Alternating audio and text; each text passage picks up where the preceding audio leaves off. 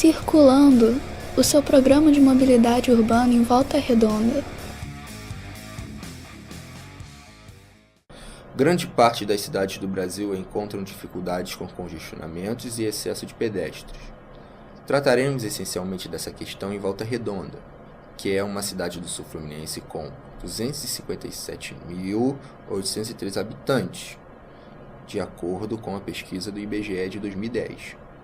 Ela encontra-se também em destaque, enfrentando dificuldades na mobilidade urbana. A questão também é ambiental, visto que o intenso tráfego de veículos contribui para a degradação do meio ambiente, interferindo com problemas climáticos e na própria cidade, com o fenômeno, por exemplo, da ilha de calor. Volta Redonda enfrenta congestionamentos nos bairros Aterrado, Vila Santa Cecília, Retiro e Amaral Peixoto constantemente, no horário de pico. Convidamos a urbanista Aida Cardoso, no intuito de entender a mobilidade em outros aspectos e perspectivas. Volta Redonda tem um plano de mobilidade urbana? Não, Volta Redonda não tem um plano de mobilidade urbana. E por que não tem um plano de mobilidade urbana? Então, não houve vontade política. A lei é desde 2012 e de 2012 a 2016 2017 já se passaram 5 anos. E desde aquela época houve-se um tempo para poder se fazer adaptação, para poder se discutir o plano, não havia interesse político. O que houve foi uma recomendação do Ministério Público Federal para que se iniciasse o processo com 4 anos de atraso. E por que prefeitos anteriores não realizaram esse projeto de mobilidade urbana ou não tiveram vontade política para isso? Aí realmente eu não posso falar pelos governantes, né? A questão é que o resultado não houve a discussão, e a discussão foi provocada e foi iniciada no final do governo Neto, a partir da recomendação do Ministério Público. Agora, por que eles não fizeram antes, aí eu também não vou falar por eles, entendeu? E a Volta Redonda, não tendo uma Secretaria de Transporte sendo capitaneada pela SUSE, não seria um pouco irrelevante esse projeto passar para frente, já que a SUSE é uma superintendência e não tem competência administrativa? Não, então vamos lá. Como deve funcionar de acordo com a diretriz dessa nova lei de 2012 que está vigente? Como deveria funcionar? Hoje, você não fala mais de trânsito pensando no motor, carro e ônibus. Qual é a obrigação da SUSER? A obrigação da SUSER é fiscalizar os ônibus, não é planejar a mobilidade. Você pode procurar no estatuto da SUSER que essa autonomia não é da autarquia, nunca foi. Aí é que está o problema. O planejamento da mobilidade, ela faz parte do planejamento da cidade. Ela faz parte de um planejamento urbano. E esse planejamento urbano, hoje, você tem autonomia para fazer ele no IPPU. Então, a mobilidade deveria de estar, se fosse da forma correta, com urbanistas dentro do IPPU. Por quê? Quando você planeja a mobilidade, você não está planejando rota de ônibus. Essa que foi a mudança da diretriz da lei. Quando você fala em mobilidade, você criou-se uma hierarquia de projetos que vai do não motorizado ao motorizado mais pesado. Então existe uma pirâmide: pedestre, cadeirante, que se inclui a acessibilidade, que já tem a legislação própria, veículos não motorizados, que a gente chama de transportes ativos, patins, skate, cadeira de rodas elétrica, bicicleta também, tá? Tudo isso são transportes ativos, patinete e todas as suas variações, bicicleta elétrica, bicicleta de cargueiro, enfim. Essas são as variações de transportes ativos, são transportes a propulsão humana. Depois disso, vem o transporte em massa coletivo, que são os ônibus, metrô, VLT. Depois do transporte coletivo vem os táxis, que são os transportes automotivos com uso não individual.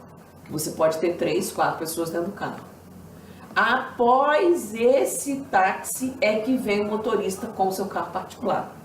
Ou seja, criou-se uma regra nacional que quando você faz um projeto urbano ou qualquer interferência na cidade, você tem que obedecer essa prioridade.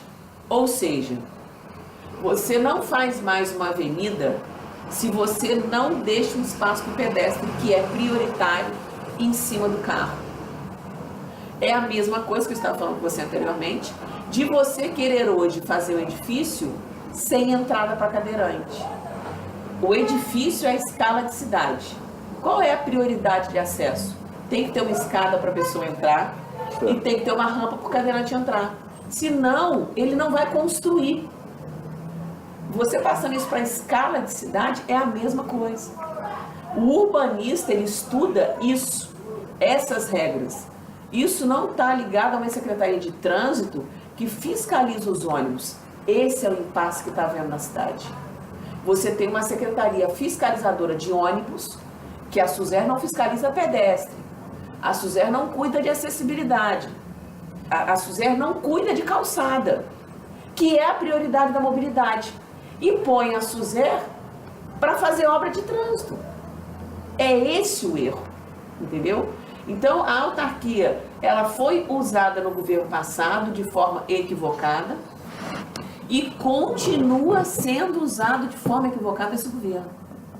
A discussão da mobilidade, existe uma regra de pessoas, tem profissionais hoje no quadro da prefeitura. O IPTU é repleto de urbanistas, apesar de serem mal pagos, tem uma série de deficiências aí. Mas os urbanistas estão lotados no IPTU. Quem deveria estar planejando mobilidade, porque a mobilidade você pensa no zoneamento, que é uma lei de 1970 que nós temos. A mobilidade você vai interferir na questão do deslocamento dentro de cada bairro. Por exemplo, você pode ter no Grande Santo Agostinho ônibus de circulação interna e uma mobilidade que tem que ser pensada para o cara só sair do bairro se for necessário. O zoneamento tem que ser pensado quando você faz um planejamento urbano decente, correto, você pensa na mobilidade, no deslocamento das pessoas e na convivência daquele bairro ou daquela área. Por exemplo, vamos pegar o Santo Agostinho.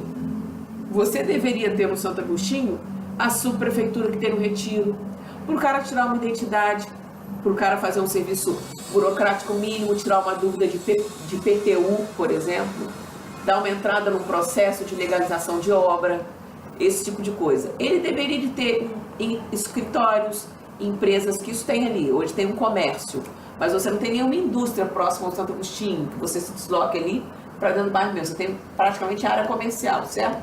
Certo. E você também não tem ônibus de circulação interna. Eles atravessam o bairro, mas eles não fazem o circular. Então não tem ônibus, por exemplo, que liga do bairro a um outro bairro, só do bairro ao centro? Não. Isso daí já seria uma outra etapa.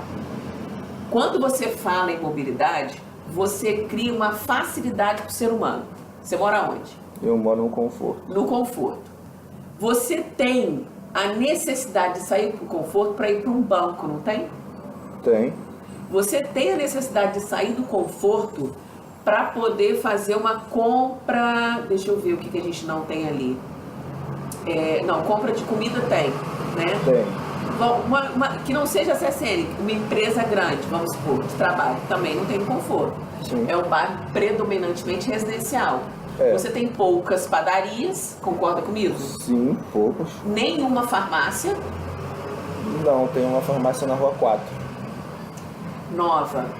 Não é nova. Acho que tem uma farmácia na Rua 4. Tem, indo ali pro Eucaliptal, ali tem também uma farmácia. Farmácia, ok. Então são dois comércios, dois pontos prioritários num bairro daquele tamanho. O que eu estou querendo dizer é que você tem que sair, por exemplo, do conforto para ir num banco. E é um serviço prioritário, dinheiro. Você está entendendo? Que você tivesse nessa farmácia ou nesse mercado caixas eletrônicos para você poder cumprir a necessidade de conforto para você. Olha o que acontece com o pessoal do Belvedere, que está lá isolado naquele corredor das Agulhas Negras.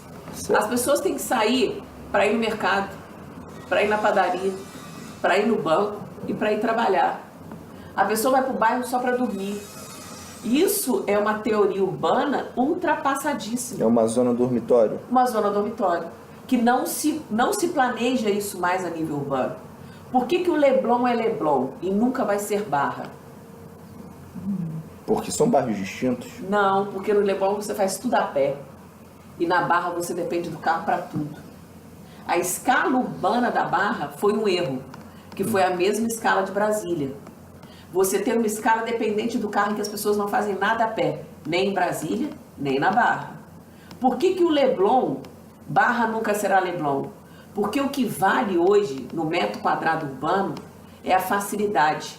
No Leblon você tem escritório, você tem farmácia, você tem banco, você tem mercado, você tem um salão de beleza, você tem colégio, você tem cursinho de inglês e você faz a pé ou de transporte público. Você compra o seu carro, você deixa na garagem e você faz tudo dentro do... Você sai à noite no barzinho, você vai numa boate, tudo no Leblon. Você não faz isso na Barra a pé nunca. E você não faz isso em Brasília a pé nunca. Mas na Barra tem engarrafamento. Ok, porque todo mundo tem carro lá. Você vem do carro, vai na padaria na Então, Barra. por exemplo, aqui no Aterrado. No Aterrado tem um gargalo de trânsito. Sim, é porque não se pensou... As pessoas do Aterrado não usam carro.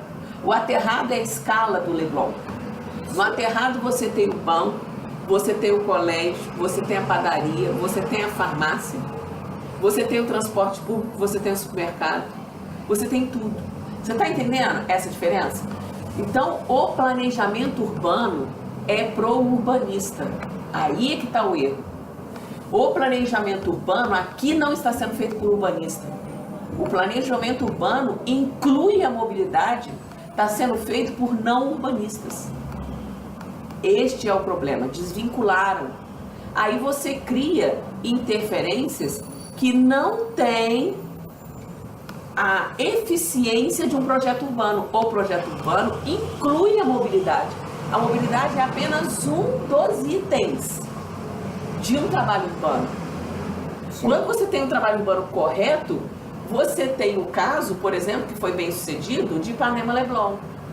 Que historicamente Copacabana foi feito primeiro e Copacabana fizeram os edifícios muito colados uns aos outros. Apesar de ser tão boa a mobilidade quanto Ipanema Leblon, porque em Copacabana você também faz tudo a pé, né? Ali em Copacabana você tem um edifício muito colado no outro e você tem uma janelinha invadindo a privacidade. Urbanisticamente esse erro foi corrigido em Ipanema e Leblon, que tem a mesma estrutura urbana, a mesma escala. E aí acharam que a escala de Ipanema e Leblon estava errada historicamente. Aí foram fazer a Barra, aumentando. E a história mostrou que não deu certo. E que o modo correto de se planejar as cidades hoje, a gente tem no Aterrado, a gente tem em Ipanema e a gente tem no Leblon. É a mesma escala. Isso entra caixa de rua, isso entra largura de calçada, isso entra semaforização. No Aterrado ainda falta muita coisa. Por exemplo, observa que em Ipanema e Leblon você tem faixa de pedestre, rampa em todas as esquinas, concorda? Concordo. Semáforo, você não tem isso no Aterrado. Por isso que dá um nó no trânsito. Porque você não tem semáforos alinhados e concatenados, aquela linha verde ou linha vermelha, a linha verde, né, que o pessoal fala, quando abre tudo ao mesmo tempo, aí gera um fluxo, aí fecha as transversais todas ao mesmo tempo, você não tem. Você tem ali no Aterrado, eu acho que intercalado a cada 3 ruas no semáforo, porque, por exemplo, você tem um ali na prefeitura, o outro vai ser só lá na delegacia, na adega da uva. Aí você tem várias quadras ali sem semáforo.